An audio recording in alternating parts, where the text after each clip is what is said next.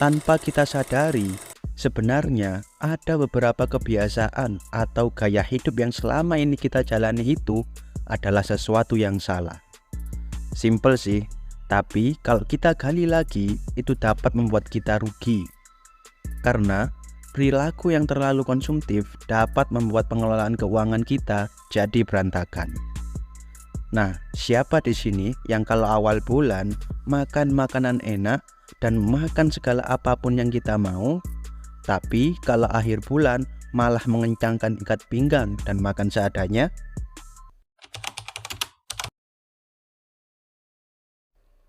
Perilaku konsumtif adalah tindakan membeli barang bukan untuk mencukupi kebutuhan, tetapi untuk memenuhi keinginan yang dilakukan secara berlebihan sehingga menimbulkan pemborosan dan inefisiensi biaya. Perilaku konsumtif terbentuk dikarenakan konsumtif itu sendiri yang sudah menjadi bagian dari proses gaya hidup. Perilaku konsumtif itu muncul terutama setelah adanya masa industrialisasi di mana barang-barang diproduksi secara massal sehingga membutuhkan konsumen yang lebih luas. Dalam hal ini, media elektronik dan media massa menempati posisi strategis dalam membentuk perilaku konsumtif, yaitu sebagai medium yang menarik minat konsumen dalam membeli barang.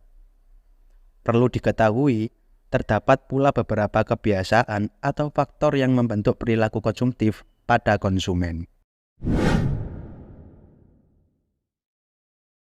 Faktor pertama adalah tidak menentukan tujuan yang akan dibeli sebelum datang ke tempat belanja.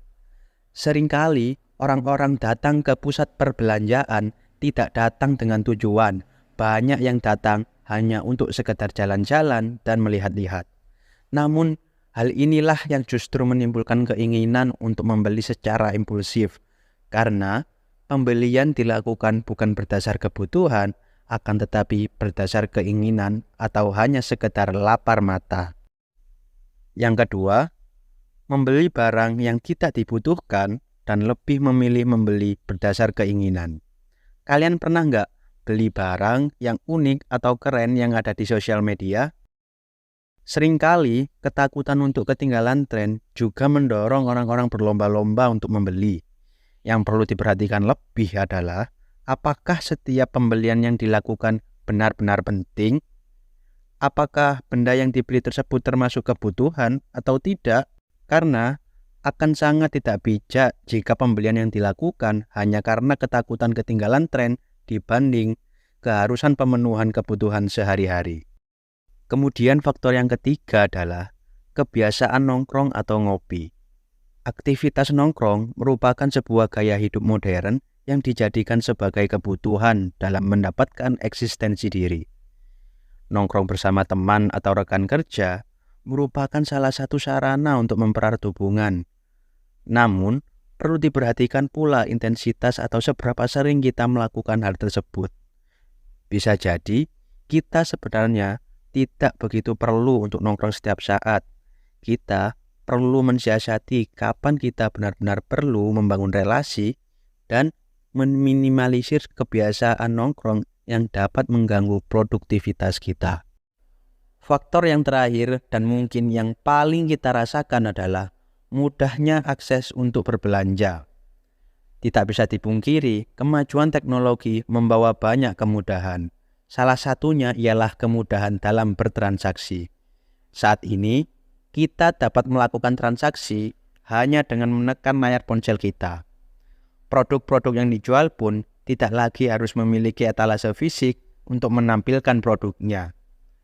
Begitu banyak pilihan yang kita miliki saat kita ingin membeli sesuatu.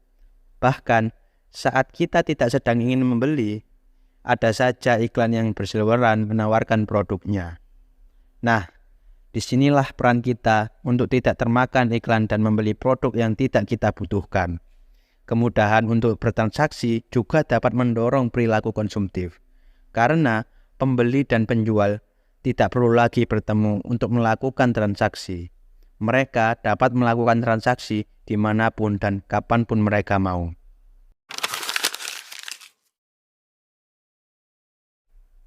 Dalam artian luas, Konsumtif adalah perilaku konsumsi yang boros dan berlebihan yang lebih mendahulukan keinginan daripada kebutuhan. Dari semua faktor tersebut, dapat diambil kesimpulan bahwa perilaku konsumtif dapat sangat merugikan jika tidak ada kontrol dari diri kita. Oleh karena itu, perlu adanya perencanaan dan pengelolaan uang dengan bijak.